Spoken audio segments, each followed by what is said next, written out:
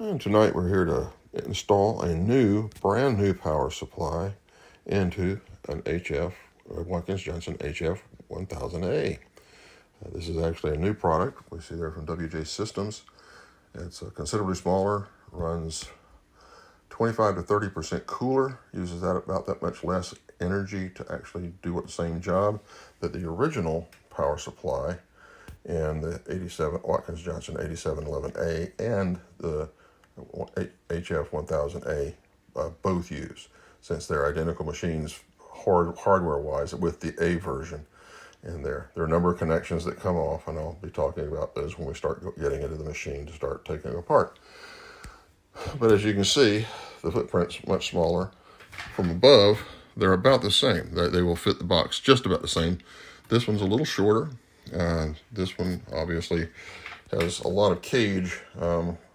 If you look in the side of it, there's not much in the top half of that. So, whereas this one has reduced that footprint, so it actually runs a lot cooler. Now, if you notice also on this is actually the second one to these units produced. And the first one is in my 8711A. That was the actual prototype. This one is the first production model of this. So this is going to be coming soon from WJ Systems out in California. And the people who worked on this worked on the original Watkins Johnson machines back in the day when they were being produced back in the 90s, let's say, early 90s. One reason you might want to replace these is these over time, the capacitors and various components will age. I mean, these things are 35 years old. You know, this one has an approval date of 1993 on it. So sometime between 1993 and 2000, these were installed in these machines, and they haven't been removed since. Everything in that machine pretty much relies on that. This is the heart of the machine. I mean, you have the CPUs and the filters and all the DSP and all that kind of stuff in the box, but the power supply, if the power supply is unreliable or becomes unreliable, it can destroy the rest of the components in the box. Yes, you can have your power supply recapped, which is fairly expensive, if you can find somebody to do it that you can trust. And you know, it's just, you can only really do it once, because once you've taken out the capacitors and the parts, it's pretty much just, you know, you've gotten down to the traces and stuff, and you may have leakage from capacitors. It may just have destroyed the power boards and stuff like that inside the cage of the machine. So there are a number of different reasons for that. So with that, I'm going to go in here and take off the cover of this HF1000A, and then we'll start going inside the box. So one thing I forgot to mention when I was going through and doing an introduction to comparison of power supplies is, how can you tell if your machine really needs something like this? Over time, the power supplies lose effectiveness. Like we talked about, the components get older and age out and they become less able to charge the power bus to the main board and the audio board and all that kind of stuff in here. Typically, if a machine takes longer than 4 seconds to boot, that's out of factory spec. It's usually usually 3 seconds, 3 to 4 seconds at the most is what it takes. So I've got this machine here. This has not been touched from an inside standpoint from my power supply, and I'm going to power it on, and we can kind of see how long it takes. 1, 2, 3, 4, 5, and this does have the internal speaker in it, which is an HF. So we're talking 5 seconds. So, and we'll do a comparison on the other end to see how that works on this after this has been completed. So, okay, now that we've got the lid off, there are 6 screws, 3 on each side, and then 2 in front, and then you have 2 on the rear you have to take off. Those are easy. There's Phillips head screws that you take those out. There are additional 4 screws that you'll need to take to loosen the power supply. That's here, here, here, and here. And so we're going to do that in just a second, loosen it up so we can move the power supply in the box itself. If you look at the power supply, it looks just like the one I took out. There's the grounding post there, which I'll tell you about a little bit right there. And you have the main board plug, which is a Molex plug, which is one of the main problems with the power supplies. These wires can pull out each individually, or they can get cattywampus like that. And then, of course, you have power problems. It can actually overheat. It can do a number of other things. There's also a front panel connector, which we're going to be undoing down here. And then we're going to be doing this guy right here, which is the main AC power bus. And I've already separated. There's a kind of a rubber sleeve on that. I've just used X-Acto knife to kind of scour that so it can pops apart. And it basically is just to remove this piece, put the new piece in, plug it in, and go. There's no adjustments or anything like that. It needs to be done beyond that. So let's get the screws off this thing, and I'll turn it around and we'll see what we can do from there. All right, now that we've got the 4 screws out of the case, you can see that on the side, that means the power supply is loose inside the box. There are 3 things we're going to need to do here. We'll need to disconnect the cables. They're there, and then I'm going to explain to you about the grounding system in this, and then remove the box. That's all we have to do with this. So we're going to go ahead and remove some of these things here. I'll just unplug this, and the brown and the blue, we will unplug that with one hand. See how that works. Anyway, I'll do that in a second.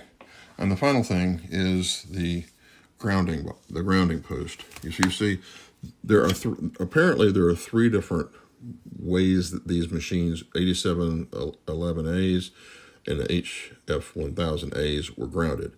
2 of those involved this post right here. And if you see this symbol right here, that's kind of the grounding symbol. One was basically had the green cable, which is the grounding cable for the power supply. This one has a thing like that on it, and it basically goes through and connects to the post. And then it has another one that goes to this input right here into from the main plug. This goes out the back of the radio where the plug-in is.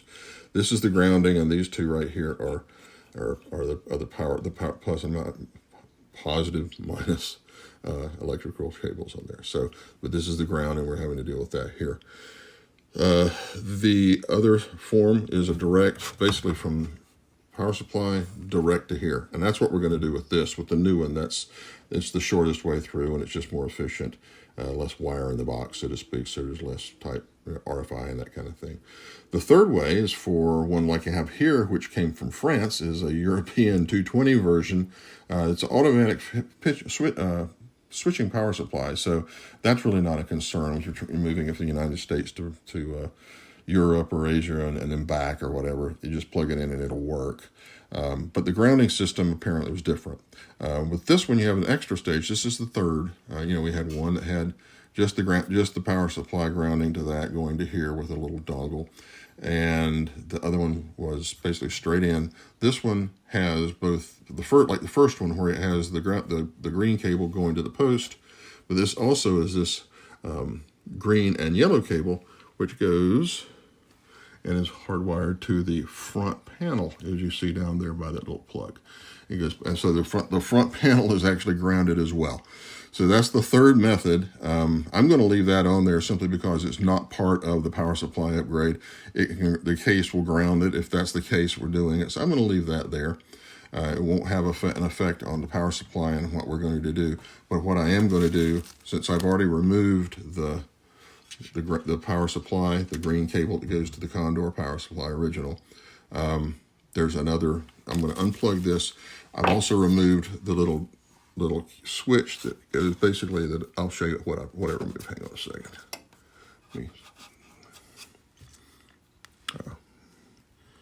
Get to this one right here because I've got this box on the side. All right, so there it goes. And if we take this out, all right, this was what was connected to the power supply right there, that into here. This was what was into the middle part of the post there. So this is what was grounding this and that. So now we've got that taken out. We have, if you look over here on the back, you see there's basically a little protrusion out there. You just slip the little the little fixture like this onto it, and that's very secure. All right, so the other things we will need to do here is to unplug this cable, which is a three pin cable. Okay, just unplug that, and I'm going to unplug this when I can get two hands free, and then once I do that, I'll come back and we'll remove the power supply. So just hang on just a sec. Okay, now that I've unplugged the blue and the brown AC mains cable, it's just a 2-pin.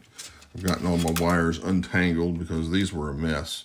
The 8711A, this was all bundled with a twist tie. It was just kind of jumbled together, so I had to tease these apart. But you just lift it out, lift the whole power supply out, and there he is, all gone. All right, there's the old one. And as you can see, it's a pretty shiny box inside there.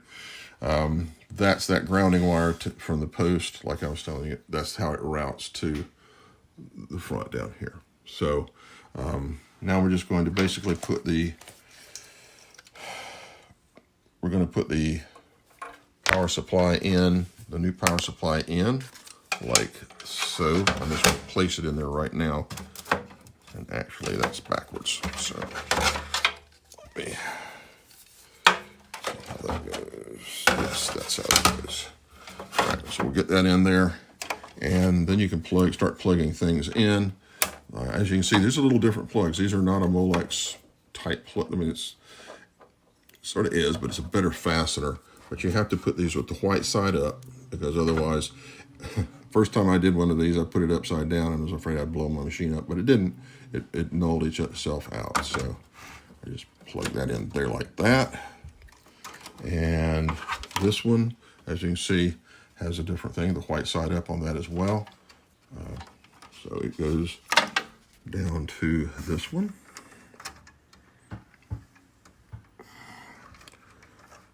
And it goes on there like